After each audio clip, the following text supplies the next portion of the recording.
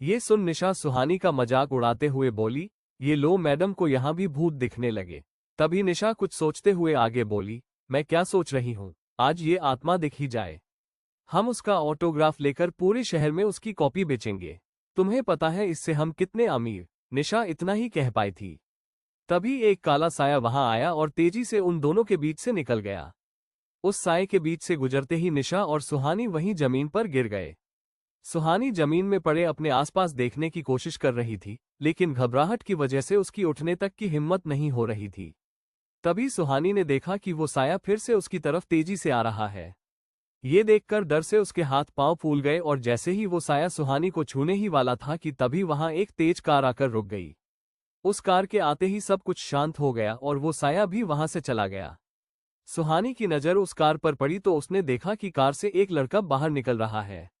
अंधेरे की वजह से सुहानी उस लड़के का चेहरा दिख नहीं पाई, लेकिन सुहानी अपने मोबाइल का फ्लैश लाइट उस लड़के के चेहरे पर फोकस करने की कोशिश करने लगी। तभी उसने देखा कि वो लड़का युवराज दीवान था।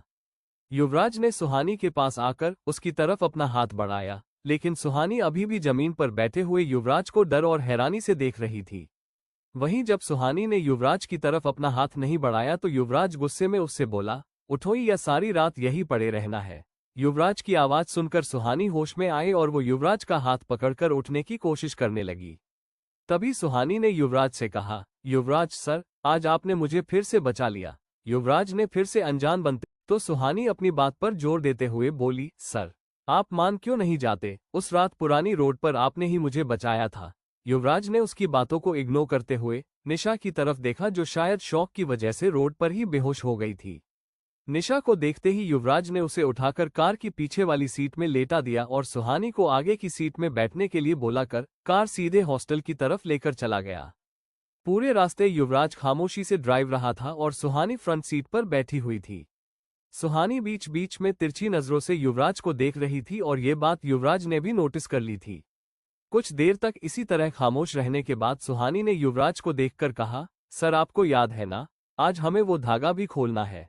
इस पर युवराज ने सीरियस टोन में जवाब दिया, हाँ मुझे याद है। कुछ देर रुककर वो आगे बोला, मुझे अभी भी लगता है तुम्हें वहां नहीं जाना चाहिए, मैं ही उस धागे को खोल दूंगा।